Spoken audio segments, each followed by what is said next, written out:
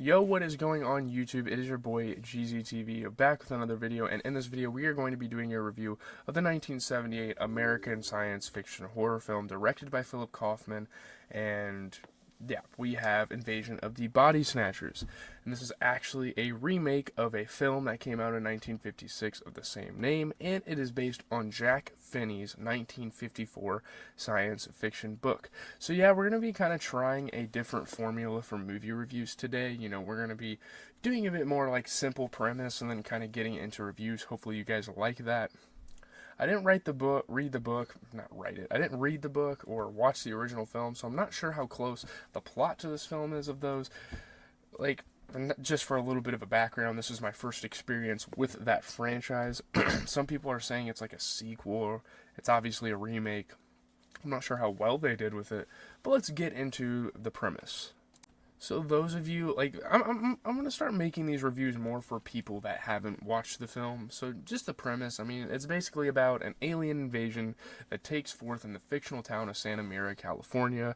You have alien plant spores which have fallen from space and grown into seed pods that can create identical copies of humans. So they're pretty much like duplicating humans. So as the pods develop, they take on the physical traits, memories, and personalities of sleeping people nearby, leaving only the duplicates behind. And, the original copies of these humans just kind of like dry up and die is pretty much what happens. However, these duplicates lack human emotion, so there's always kind of a kicker, there's always kind of a catch to these films, and that's kind of the catch to this film, is that these aliens don't really have real emotion. So a local doctor, played by the great Donald Sutherland, eventually discovers the invasion and tries to stop it. So that's pretty much what the film is centered on. Also starring in the film, you get iconic actor Jeff Goldblum as Jack Belichick, a business owner. Obviously, Jeff Goldblum has been in a lot of movies, especially like The Fly. That's the first one that comes to mind for me. You have Leonard Nimoy, who is known as Spock from the Star Trek franchise. He played Dr. David Kibner, who's a psychiatrist who's very skeptical of the claims of the others that there is something inhuman forming among them. And he actually turns out to be the villain in this film, which I thought was pretty interesting. And you get the beautiful Brooke Adams, who plays Elizabeth Driscoll, the main protagonist and a scientist at the local health department. So yeah, I'm just not trying to bore you guys. I really just want to get my thoughts more than just like talk about the plot for fucking 10 minutes at a time. But yeah, Brooke Adams, absolutely beautiful. They obviously take advantage of that a little too much, and this is pretty typical of movies of that time. The nude scene she had. But yeah, let's get into kind of my review. So we're going to be kind of formatting this based on the good, the bad, and the okay. Kind of a play on the good, the bad, and the ugly, but we have the okay. So we have neutral stuff, we have pros, and we have cons, pretty much, is how we're going to be formatting this review, so let's get into it. So first we can get into the positives, because I feel like the good, I have a lot of things about this film I can kind of bash, but we're not going to go there just yet. So, the one thing I will say is it plays on a lot of concepts of dehumanization and manages to have a sort of deeper meaning to it. And, you can tell that they're trying to go for something philosophical, and there's some sort of message behind it, which is open for interpretation, and there's a lot of discussions that could arise from it. And that's something you could really appreciate, is that they're at least, sorry for the background noise, they're at least kind of going for a message. It's not just this simple film that just like for cheap thrills or whatever, for shock value. They're actually like playing on something at the time that was going on. This is kind of a timepiece, and it's especially prevalent after the original movie came out in 1956, because obviously the 60s, you see a very like expressional time in this film. Kaufman kind of wanted to represent people breaking out of their shell, no pun intended, by beating this alien invasion. So like beating these people pretty much represents like not conforming to society, and I feel like that's kind of how I interpret it, and there's a lot to appreciate about that. Obviously, the film coined the phrase pod people. Like pod people was a pretty popular phrase in pop culture for a long ass time, and it was because of this film. You can interpret it any way. To me, this movie, and I guess the franchise as a whole, even though I haven't really partaken in any other parts of the franchise, seems to represent people who conform to society and have no personality but to follow people. There's kind of a mob mentality with how the pod people act. And it's really cool to see that represented in like a fictional environment, and take a super extreme, super unrealistic thing and turn it into something that actually has been happening in real life. Another like huge thing I want to say, the cast is pretty star-studded. Sorry about my computer notifications. So it's intriguing going into it. Obviously, we'll get into the script, not really doing them any justice, but I will say, all in all, the cast is great. They do a really good job of putting it together, and with what these characters are given, I think the cast does a pretty good job. And obviously, you can't really take away from the fact that this is an extremely iconic movie, and this is an extremely iconic franchise, and you're not going to really dissuade a lot of people from to not like this film or from liking this film because it's just so popular. Like it was very different from the time, and yeah. So let's just get into the negatives.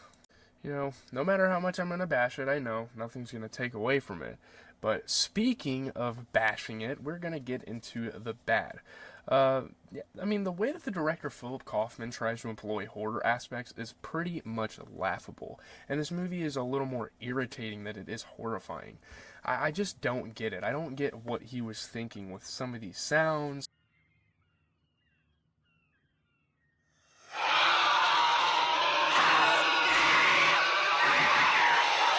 Some of the mannerisms of these people, it's not creepy whatsoever. I mean, maybe at the time it was creepy. I don't know. I mean, I wasn't scared at all while watching this movie, and I realized that maybe watching too many horror movies can kind of acclimate yourself to scares in movies. But still, this movie is more annoying with how loud the screeches are of the characters, like, than it is terrifying. It's just irritating. It's fucking loud, and it sounds sometimes, the background music and the score and the sound effects sounds like we're on like a fucking old wooden roller coaster. The sound mixing is fucking terrible.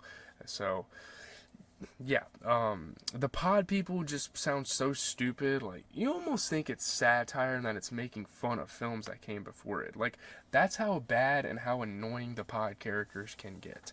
There's also a couple creature designs and a couple CGI, or it's not CGI. I think, well, obviously this is a body horror film, so it mostly, relies on practical effects.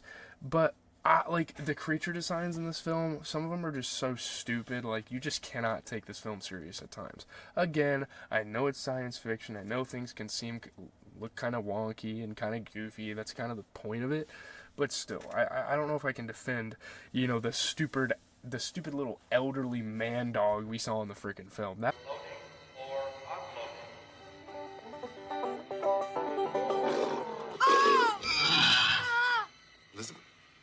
That was just, what were they doing?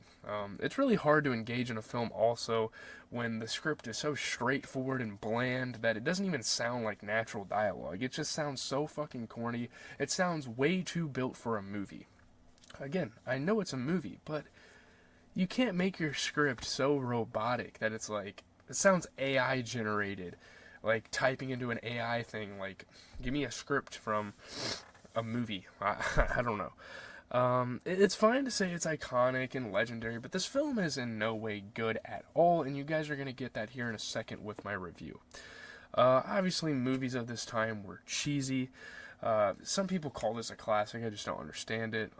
I guess it's iconic. I don't know.